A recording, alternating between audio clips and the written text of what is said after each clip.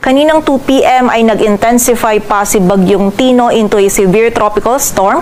Binabaybay pa rin ito yung Karagatan at Hulitong Namataan sa layong 805 kilometers silangan ng Eastern Visayas. Taglay na nito ngayon yung lakas ng hangin na 95 kilometers per hour malapit sa sentro at bugso ng hangin na umaabot sa 115 kilometers per hour. Ito'y kumikilos pakanluran sa bilis na 30 kilometers per hour at simula po ngayong gabi ay unti-unti nang mararanasan yung bugso ng mga malalakas na hangin and also yung mga pag-ulan dito sa bahagi ng Eastern Visayas maging sa Dinagat Islands at Surigao del Norte na dala ni Bagyong Tino. Samantala, meron na din po mga kalat-kalat na pag-ulan, pagkidlat at pagkulog na mararanasan dito sa nalalabing bahagi pa ng Caraga, maging sa Central Visayas at sa area din ng Bicol Region. Dulot naman po ito ng trough or extension ni Bagyong Tino. And bukod po dito kay Bagyong Tino, meron pa tayong other weather systems na nagdudulot din ng mga pag-ulan sa malaking bahagi po ng Luzon. Nakakaapekto pa rin yung shear line